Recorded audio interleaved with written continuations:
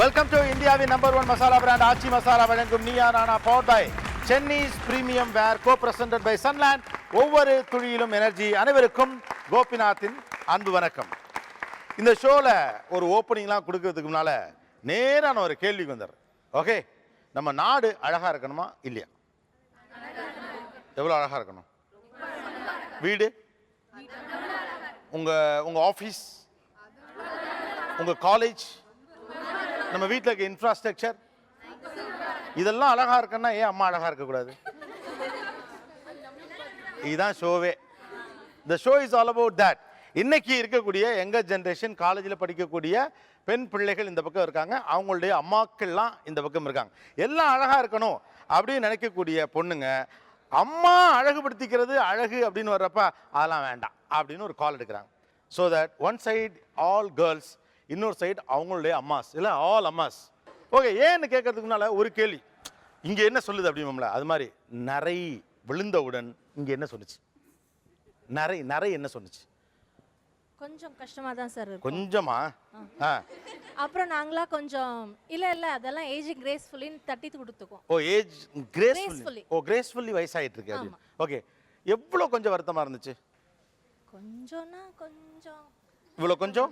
இவ்வளோ அப்படியே அழுதுருக்கீங்க, அதை சொல்றீங்க அப்படி சுருக்கி. கொஞ்சம் வருத்தமா இருந்துச்சுன்னு ரூம் போட்டு அழுதுருக்கீங்க. நரை என்ன சொன்னது? Grey hair வந்தோன்னா first thing வந்துட்டு we felt is time to go back and live again. Time to go back and start living our young age again. ஓ, திரும்பவும் இளமைக்கு போய் வாழணும்னு ஆசை வந்துருச்சு.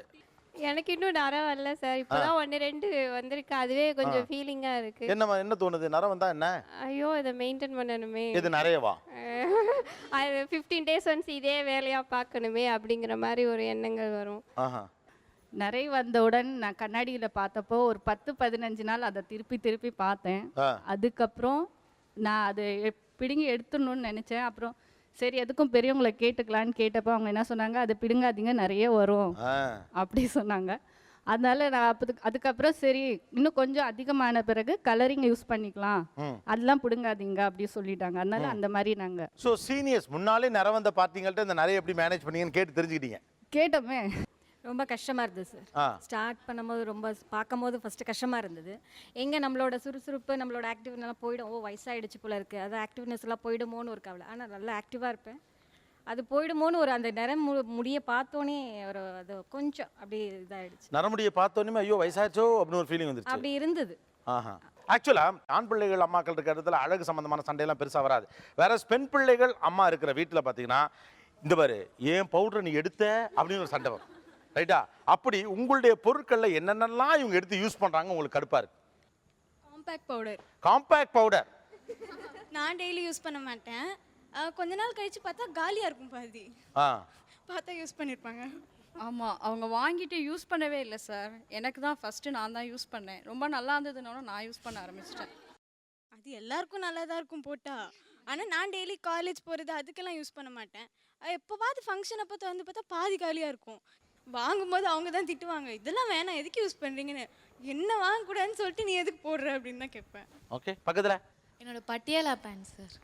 காலேஜ்க்கு லெகின்ஸ் போடக்கூடாது, ஸோ பட்டியாலா தான் போடணும். நான் செட்டாக எடுத்து வச்சுருப்பேன். திடீர்னு பார்த்தா ஷால் எங்கேயோ கிடக்கும், பேண்ட் எங்கேயோ கிடக்கும். எங்கம்மா போட்டேன், நான் அன்றைக்கி வாக்கிங் போகும்போது போட்டு போனேன், எங்கேயோ போட்டேன் அப்படின்னு. எனக்கு சரியாக கோவம் வரும் சீரியஸாக. அவசரத்தில் நம்ம கிளம்புறதே 8:30-9 மணி காலேஜ்னா 8:45 தான் நாங்கள் கிளம்புறதே. அதில் போய் இதெல்லாம் தேடிட்டு இருக்கும்போது செம்ம கோவம் வரும் சார். அப்படி இல்லை சார், நான் எனக்குன்னு வாங்கி வச்சாலும் இதுவரையில் என்ன ஒன்று கூட யூஸ் பண்ண விட்டதே கிடையாது. அவ நீங்களே சொல்லுங்க, யார் மேலே தப்பு? அவன் மேலேயா என் மேலேயா? நான் என்ன சொல்றது இல்லை. ஓகே, அவங்களுக்கு தான் எங்கள் அப்பா அவ்வளோ சாரி வாங்கி கொடுத்துருக்காருல்ல, அதை போட வாக்கிங் போகும்போது சாரியை விட பட்டியாலா போட்டால் எனக்கு ஈஸியாக இருக்குது. ஸோ நான் அதை போட்டு போகிறேன். அப்போ என்னோடது எதுக்கு அவன் முதல்ல எடுக்கணும்? சார் எந்த எடுக்க வேணாம் சொல்லுங்கள் சார். ஃபஸ்ட்டு நீ எடுக்காத.